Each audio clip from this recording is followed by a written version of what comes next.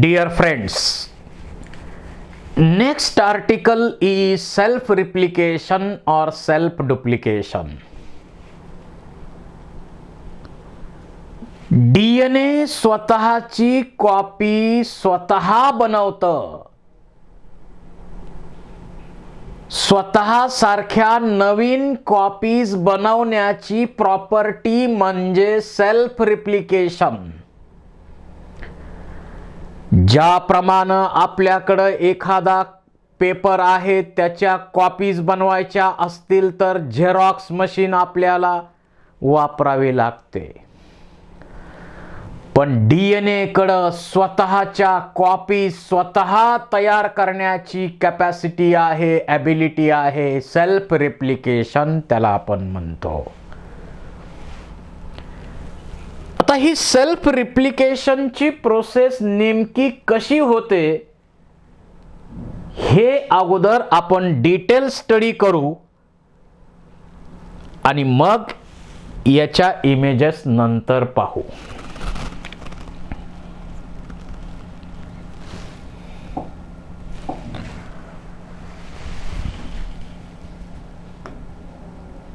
DNA replication.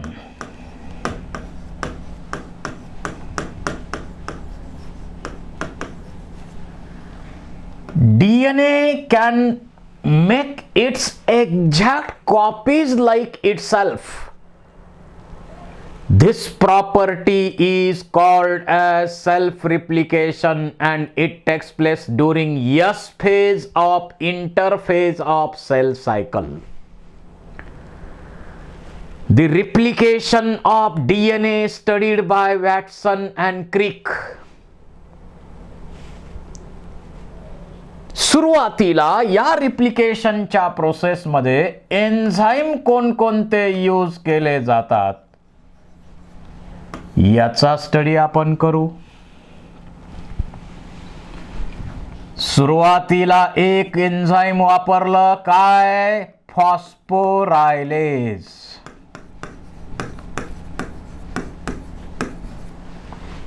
फॉस्फोरायलेज जे न्यूक्लिओटाइड्स आहेत, मग ते ॲडेनिन असेल, ग्वानिन असेल, थायमिन असेल, सायटोसिन असेल, ते मोनोफॉस्फेटच्या फॉर्म मध्ये आहेत. आणि ATPचा वापर करून ते ट्रायफॉस्फेट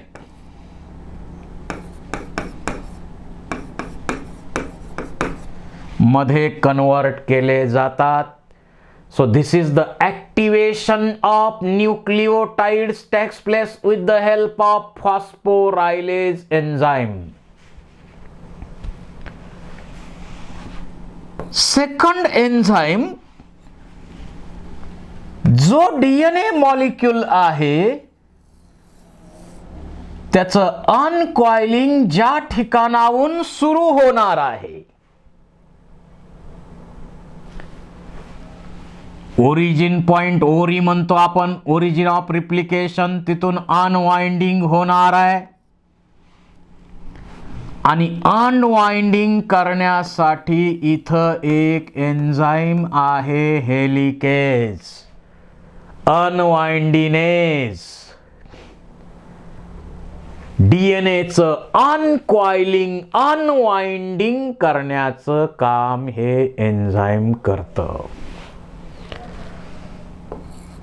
त्यानंतर अनवाइंडिंग केल्यानंतर जे डीएनएचे थ्रेड सेपरेट झालेले आहेत, स्ट्रँड सेपरेट झालेले आहेत, त्याच्यामध्ये टेन्शन भरपूर आहे, पीळ भरपूर आहे.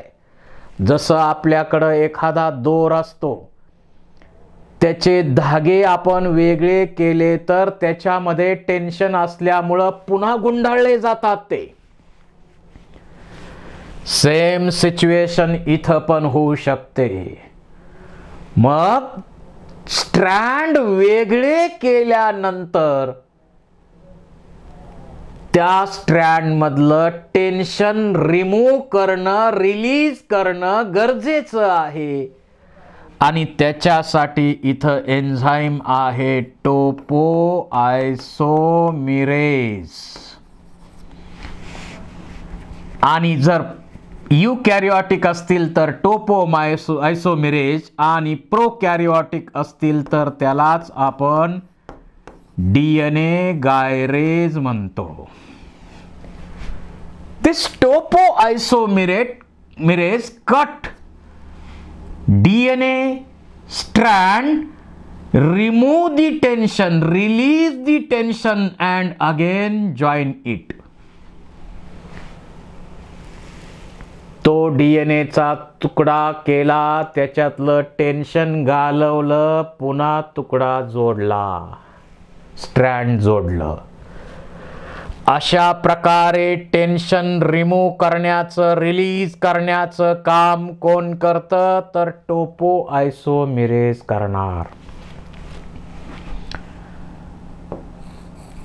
त्याच्यानंतर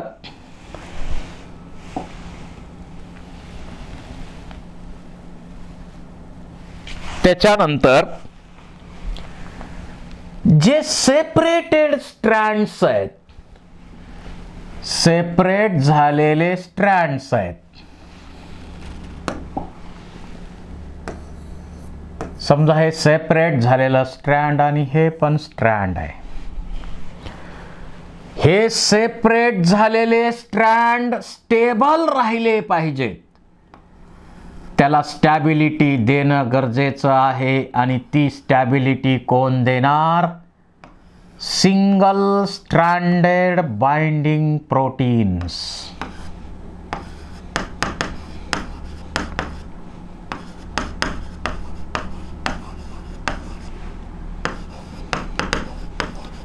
single stranded binding proteins, SSBP. Single stranded binding proteins इथं बाइंड होतात आणि जे सेपरेट झालेले स्ट्रँड आहेत ते असे स्टेबल ठेवतात.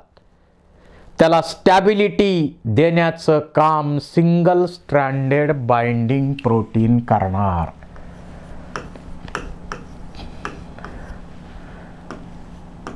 त्याच्यानंतर जे सेपरेट झालेले स्ट्रँड आहेत त्याच्यावर नवीन स्ट्रँड तयार होणार आहेत. त्याच्यासाठी इथं RNA प्रायमर तयार करायला पाहिजे. आणि RNA प्रायमर तयार करण्यासाठी या ठिकाणी प्रायमेज एन्झाईम पाहिजे. That produces RNA primer. RNA primer provides 5' end आणि त्याच्यामुळं फर्म अटॅचमेंट होते. जसं आपण कलर देताना अगोदर प्रायमर लावतो, तो पेंट जो देणार तो घट्ट पकडून ठेवला पाहिजे, त्याच्यासाठी प्रायमर वापरतो. इथं RNA प्रायमर आहे. 6, 7, 8 न्यूक्लिओटाइडचा RNA प्रायमर असतो. ते बनवणारं एन्झाईम प्रायमेज आहे. त्यानंतर DNA पॉलिमरेज.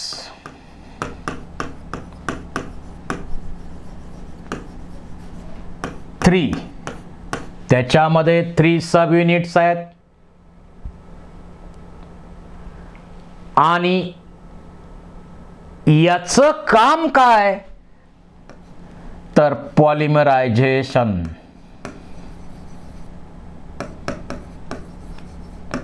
पॉलिमरायझेशन हे त्याचं फंक्शन आहे. पॉलिमरायझेशन म्हणजे न्यूक्लिओटाइड आणणे जोडणे याला पॉलिमरायझेशन म्हणायचं. ते याचं काम आहे. त्यानंतर DNA पॉलिमरेज.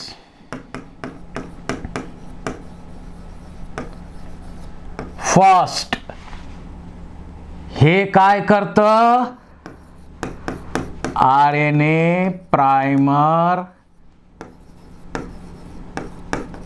रिमूव्ह करतं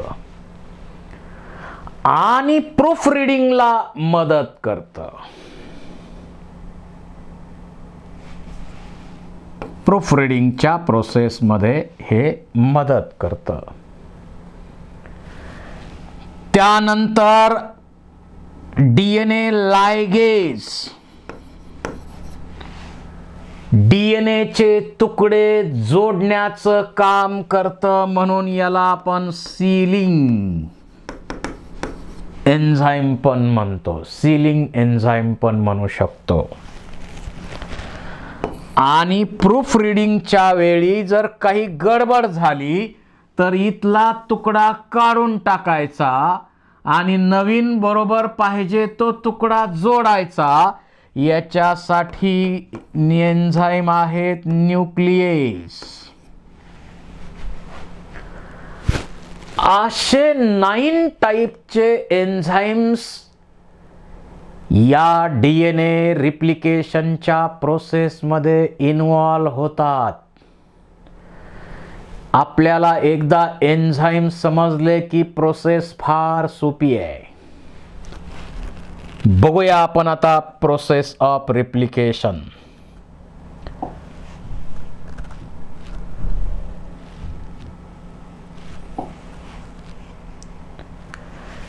आता इथं रिप्लिकेशन प्रोसेस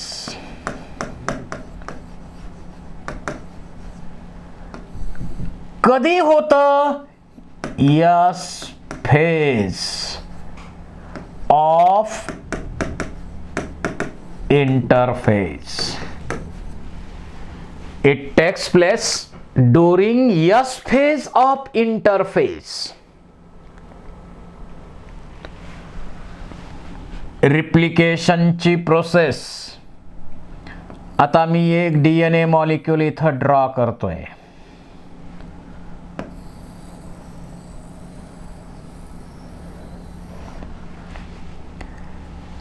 रिप्लिकेशनची प्रोसेस प्रोकॅरियोटिक मध्ये बाय डायरेक्शनल आहे, पण युकॅरियोटिक मध्ये मात्र युनि और बाय डायरेक्शनल आहे.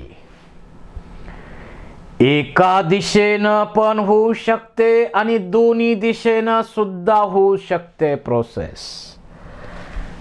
ज्या पॉइंटला DNA रिप्लिकेशन स्टार्ट होतं त्याला आपण म्हणतो ओरिजिन ऑफ रिप्लिकेशन. त्याला आपण काय म्हणतो? Origin of replication. आणि या ठिकाणी हेलिकेज एन्झाईम ऍक्ट होतं. आणि हेलिकेज एन्झाईम ऍक्ट झाल्यानंतर समजा एका दिशेने युनिडायरेक्शनल असेल तर या दिशेनं काय होणार? Unwinding of DNA takes place. Unwinding होणार. आणि अनवाइंडिंग होऊन मग काय होतं तर दोन्ही स्ट्रँड सेपरेट होणार.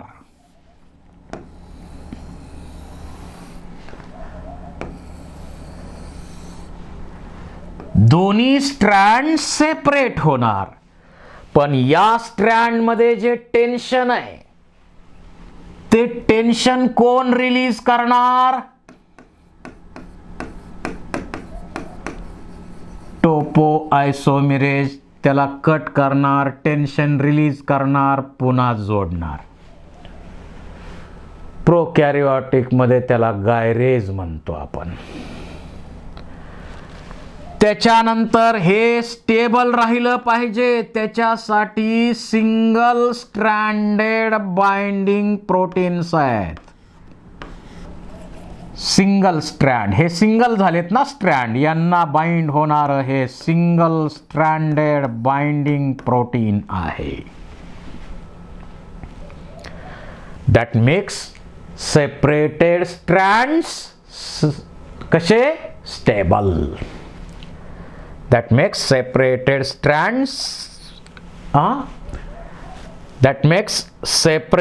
strands stable. Single stranded binding proteins stable करणार. SSBP रोल आपल्याला माहित आहे. त्याच्यानंतर सेपरेटेड स्ट्रँड हे 3' आणि हे 5' असेल तर जे टेम्पलेट आहे हे टेम्पलेट म्हणजे साचा. जसा साचा असतो तशी मूर्ती बनते. नाउ सेपरेटेड स्ट्रँड 3' टेम्पलेट जिथं आहे त्या ठिकाणी काय करतं, प्रायमेज एन्झाईम प्राइमर बनवतं. RNA प्राइमर बनवतं. इथं एक RNA प्राइमर बनतो.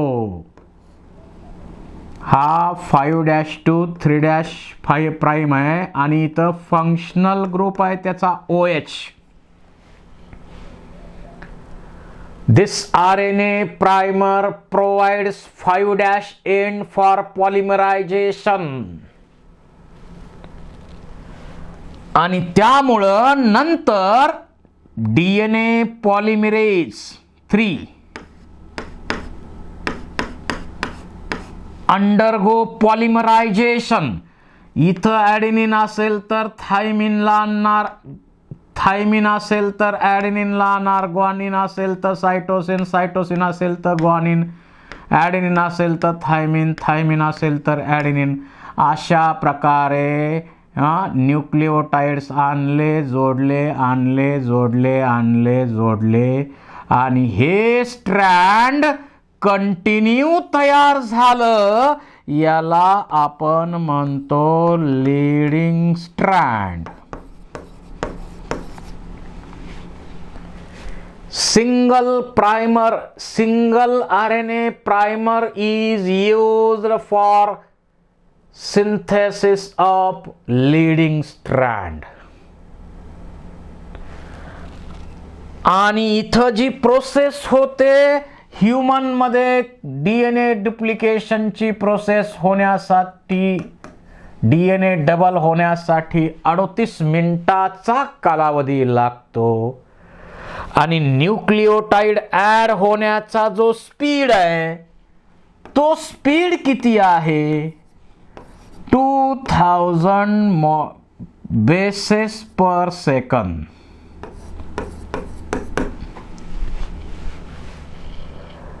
या स्पीडनं बेसेस किंवा न्यूक्लिओटाइड्स ऍड होतात. लीडिंग स्ट्रँड बनलं. आता दुसऱ्या साइडला पाहिलं तर इकडं प्रोसेस कंटिन्यू होत नाही. इथं एक RNA प्राइमर बनला, थोडस पॉलिमरायझेशन झालं, एक तुकडा इथं बनला, पुन्हा दुसरा RNA प्राइमर इथं जॉईन झाला, पुन्हा पॉलिमरायझेशन होऊन आणखी तुकडा. अशा प्रकारे दुसऱ्या साइडचं जे स्ट्रँड आहे ते डिस्कंटिन्यू होतं, तुकड्या तुकड्यांनी बनतं. त्या तुकड्यांना नाव दिलंय ओकाझाकी फ्रॅगमेंट्स. त्या तुकड्यांना काय म्हणायचं, ओकाझाकी फ्रॅगमेंट्स.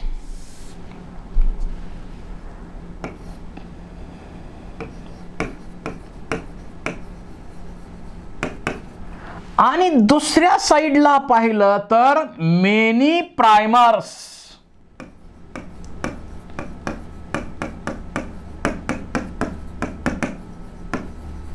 R used. अनेक प्राइमर्स त्या ठिकाणी यूज केले जातात. आणि जे स्ट्रँड बनतं त्याला आपण म्हणूया lagging strand. made up of many small fragments called as Okazaki fragments. आणि ओकाजाकी फ्रॅगमेंटमध्ये 1000 to 2000 न्यूक्लिओटाइड्स असलेलं आहे आणि प्रायमर 6, 7, 8 न्यूक्लिओटाइड असलेलं प्रायमर. या ठिकाणी एकच प्रायमर यूज केला जातो, दुसऱ्या साईडला अनेक प्रायमर्स यूज केले जातात. यावर MCQ विचारले जातात, लक्ष असू द्या. मग हे कायम असंच राहतं का? आता इथं जर पाहिलं तर एक स्ट्रँड कंटिन्यू बनलंय, दुसरं स्ट्रँड डिस्कंटिन्यूस बनलंय आणि म्हणून DNA रिप्लिकेशनची प्रोसेस सेमी डिस्कंटिन्युअस आहे. सेमी डिस्कंटिन्युअस म्हणतो आपण प्रोसेस. आणि फायनली काय करायचं? हे प्रायमर काढायचे का ठेवायचे? हे रिमूव्ह करायचे.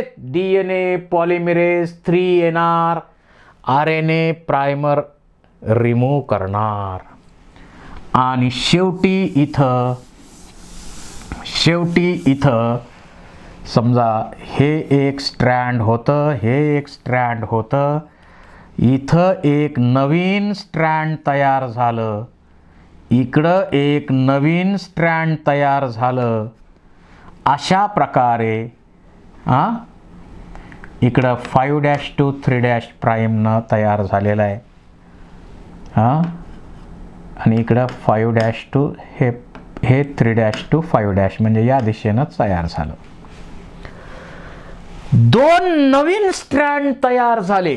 आता एक नवीन DNA मॉलिक्यूल पाहिला तर एक स्ट्रँड जुना आहे, एकच नवीन तयार झालंय. So due to half of parental DNA can retain in new molecule of DNA. Replication is called as semi-conservative. आणि इकडच्या साईडला जे तुकडे होते ते DNA लायगेज न जोडले आणि शेवटी ते सुद्धा कंटिन्यू स्ट्रँड बनलं. आणि RNA primer DNA polymerase first त्यांनी RNA प्रायमर रिमूव्ह केलं आणि आता रेफरन्स DNA पॉलिमरेज 3 मधला जो एक पार्ट आहे, एक युनिट आहे, काही जण म्हणतात की ते प्रूफ रीडिंग करतं, काही जण म्हणतात पॉलिमरेज फर्स्ट प्रूफ रीडिंग करतं. तर प्रूफ रीडिंग म्हणजे काय? इथं ॲडेनिन असेल तर इथं नक्की थायमिनच आणलंय का, त्याला प्रूफ रीडिंग म्हणतो. जसं आम्ही नोट्स तयार करतो, हातानं लिहितो, नंतर त्या कॉम्प्युटरला एंट्री करून घेतो ऑपरेटरकडून आणि त्यांनी एंट्री केलेली जशाच्या तशा नोट्स तुम्हाला दिल्या असत्या तर तुम्ही आम्हाला विचारलं असतं की हा विषय कोणता आहे, कारण त्याच्यामध्ये अनेक चुका असतात. त्याचं प्रूफ रीडिंग आम्ही करत असतो, मग फायनल प्रिंट तुम्हाला देत असतो. तर इथंही चुका काही होऊ नयेत, कारण ही इन्फॉर्मेशन पुढच्या पिढीत जाणार आहे. त्यामुळं चुका इथं करून चालणार नाही. मग असं जर ॲडेनिनला थायमिन, समजा ग्वानिन असेल तर सायटोसिन, असं झालंय का हे चेक केलं पाहिजे. आणि समजा इथं ग्वानिन आहे आणि इथं ग्वानिन आलं किंवा थायमिन आलंय, चुकलं नाही, तर इथं न्यूक्लियस एन्झाईम काय करतं, रॉंग बेस काढून टाकतं, पॉलिमरेज 3 करेक्ट बेस इथं आणणार आणि लायगेज जोडणार. तर न्यूक्लियस एन्झाईम रॉंग बेस काढतं, पॉलिमरेज नवीन बेस करेक्ट बेस घेऊन येतं आणि लायगेज जोडतं. या प्रोसेसला आपण म्हणतो प्रूफ रीडिंग. आणि अशा प्रकारे एका DNA मॉलिक्यूल पासून हा एक नवीन DNA मॉलिक्यूल बनला आणि एक आणखी DNA मॉलिक्यूल बनला. So due to half of parental DNA can retain in new molecule of DNA. DNA replication is called as semi-conservative. कारण प्रत्येक डीएनए मॉलिक्यूल मध्ये एक स्ट्रँड जुनं आहे, एक नवीन तयार होतं. म्हणून सेमी कॉन्झर्वेटिव्ह आपण म्हणतो. आणि एक स्ट्रँड कंटिन्यू बनतं, दुसरं डिसकंटिन्यू बनतं, म्हणून त्याला सेमी डिसकंटिन्युअस रेप्लिकेशन सुद्धा आपण म्हणतो. आणि मग जे दोन नवीन डीएनए मॉलिक्यूल बनलेले आहेत त्याचं पुन्हा वाइंडिंग होणार, हा एक मॉलिक्यूल वेगळा. अशा प्रकारे एका डीएनएच्या मॉलिक्यूल पासून दोन नवीन डीएनएचे मॉलिक्यूल्स सेल्फ रिप्लिकेशन जी एस फेज ऑफ इंटरफेज मध्ये होते त्या ठिकाणी झालेलं आहे. ह्यूमनच्या सेलमध्ये रिप्लिकेशनची प्रोसेस कंप्लीट होण्यासाठी 38 मिनिट एवढा कालावधी लागतो. आणि न्यूक्लिओटाइड ऍड होण्याचा स्पीड एनसीआरटीनं किती दिला? 2000 पर सेकंद. अशा प्रकारे सेल्फ रिप्लिकेशनची प्रोसेस होते.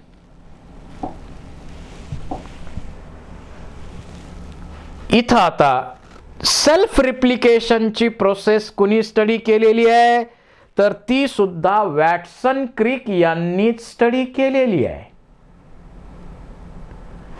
कॅव्हेंडिश लॅबोरेटरी क्यू लंडन या ठिकाणी ही प्रोसेस स्टडी केली. आणि याचं कन्फर्मेशन कुणी केलं? तर 1958 मध्ये मेसलसन अँड स्टाल या सायंटिस्टनी कन्फर्म केलं की डीएनए रिप्लिकेशनची प्रोसेस सेमी कॉन्झर्वेटिव्ह मॅनरनं होते. म्हणजे प्रत्येक नवीन डीएनए मॉलिक्यूल जो बनतो त्यात एक स्ट्रँड जुनं असतं, एकच नवीन तयार होतं. So due to hapoparental DNA can retain in new molecule, replication is said to be semi-conservative replication. आणि त्याच्यासाठी डेन्सिटी ग्रेडियंट एक्सपेरिमेंट त्यांनी केला. ई कोलाय नावाची बॅक्टेरिया घेतली.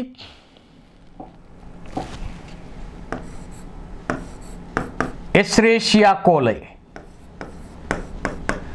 जेनेटिक्स मध्ये सर्वात कॉमन यूज केली जाणारी ही एक बॅक्टेरिया आहे.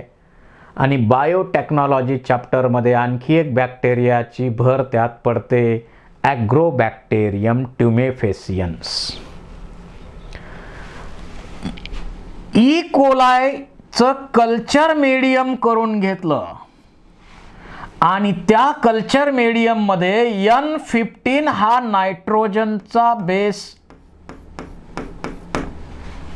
हेवी डेन्सिटी असलेला नायट्रोजन त्यात ऍड केला.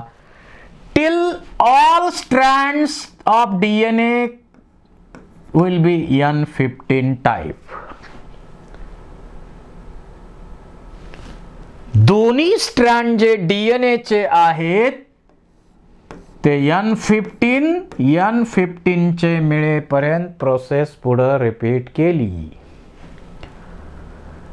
नंतर कल्चर मीडियम बदललं आणि या कल्चर मीडियम मध्ये N14 हा आयसोटोप किंवा लाईट डेन्सिटी असणारा नायट्रोजन ऍड केला आणि पुढच्या जनरेशनचा स्टडी केला. तर पुढच्या जनरेशन मध्ये एक स्ट्रँड डीएनएचं N15, एक स्ट्रँड N14 मिळतं. याचा अर्थ असा, हापोपॅरेंटल DNA can retain in new molecule of DNA. Replication is said to be semi conservative.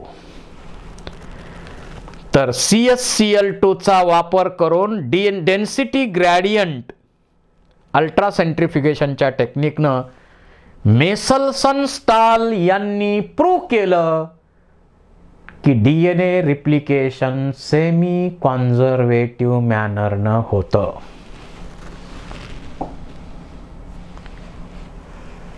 इथं जर पाहिलं तर पहा, दोन्ही स्ट्रँड N15 चे घेतले आणि कल्चर मीडियम N14 घेतलं तर 20 मिनिटांनी काय होणार?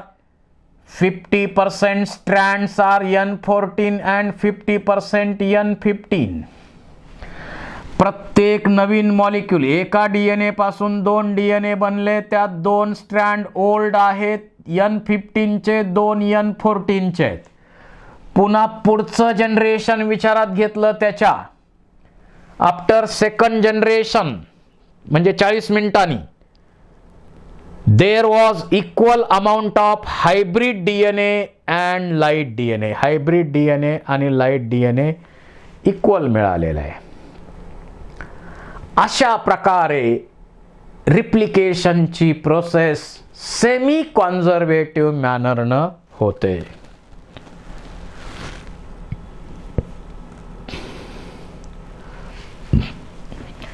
Tyler and colleagues performed similar experiments on Vicia faba using radioactive thymidine to detect distribution of newly synthesized DNA in the chromosomes, and it proved that DNA in chromosome also replicates semi-conservative manner.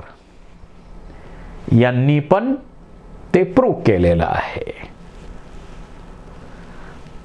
आता DNA रिप्लिकेशनची process semi conservative मॅनरनं होते. Replication S phase of interphase मध्ये होते आणि अनेक enzyme त्यामध्ये participate होतात.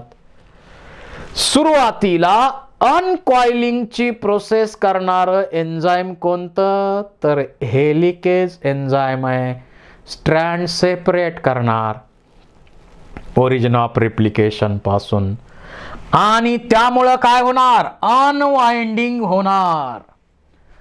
Unwinding झाल्यानंतर काय होतं? टोपोआयसोमेरेज त्या स्ट्रँडला कट करतं, त्यातलं टेन्शन घालवतं, पुन्हा जोडतं. त्यानंतर हे स्ट्रँड स्टेबल ठेवण्याचं काम कोण करतं? Single stranded binding proteins. आणि मग 3' टेम्पलेट वरती RNA प्रायमर बनवला जातो. 5' to 3' डायरेक्शननं ते काम करणार, कारण polymerisation always takes place in 5' to 3' prime.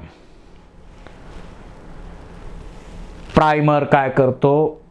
5' end provide करतो आणि या 3' टेम्पलेट वरती पॉलिमरायझेशन सुरू होतं आणि सुरुवातीला जे स्ट्रँड बनतं ते लीडिंग स्ट्रँड बनतं 5' to 3' डायरेक्शननं.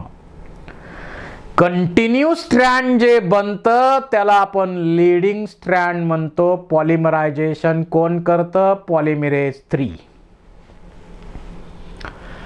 दुसऱ्या साईडला अनेक RNA प्रायमर इन्व्हॉल्व होतात. आपण स्टडी केलेला आहे. इकडं एकच प्रायमर आहे कंटिन्यू स्ट्रँडकडं. दुसऱ्या साईडला अनेक प्रायमर्स आणि तुकडे तुकड्यांनी स्ट्रँड ते बनतं. त्या ओकाझाकी फ्रॅगमेंट्स त्या तुकड्यांना आपण म्हणतो आणि ते स्ट्रँड म्हणजे लॅगिंग स्ट्रँड बनतं. नंतर RNA प्रायमर रिमूव्ह केले जातात DNA पॉलिमरेज 1च्या मदतीनं. सगळे तुकडे जोडले जातात लायगेजच्या मदतीनं आणि नंतर त्याचं कॉइलिंग होतं आणि एका DNAच्या मॉलिक्यूलपासून 2 DNAचे मॉलिक्यूल बनतात. याचबरोबर हे न्यूक्लिओटाइड जे ॲड होतात ना, न्यूक्लिओटाइड ॲड होतात ते ॲक्टिवेटेड न्यूक्लिओटाइड्स आहेत. एनर्जी दिली ना त्यांना, फॉस्फोरायलेज एन्झाईमच्या मदतीनं एनर्जी देऊन ॲक्टिवेट केलेले न्यूक्लिओटाइड जोडले होते.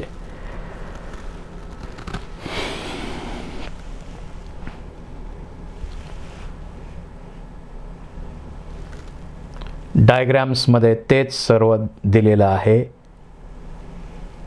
लीडिंग स्ट्रँड, लॅगिंग स्ट्रँड कसे तयार होतात हे दिलेलं आहे. आता हे युकॅरिओटिक सेलमध्ये झालं. प्रोकॅरिओटिकमध्ये काय, सिंगल ओरिजिन पॉइंट आहे आणि प्रोसेस बाय डायरेक्शनल आहे आणि त्यामुळं एक सर्क्युलर डीएनए आणि आणखी एक सर्क्युलर डीएनए असे एका डीएनए मॉलिक्यूल पासून 2 सर्क्युलर डीएनएचे मॉलिक्युल्स तयार होतात आणि इथं जो बबल तयार होतो it looks like a mathematical sine theta, म्हणून त्या रिप्लिकेशनला आपण म्हणतो थीटा रिप्लिकेशन. आणि ही रिप्लिकेशनची प्रोसेस कुठं होत असते, युकॅरिओट्समध्ये एस फेज ऑफ इंटरफेज इथं दाखवलेला आहे.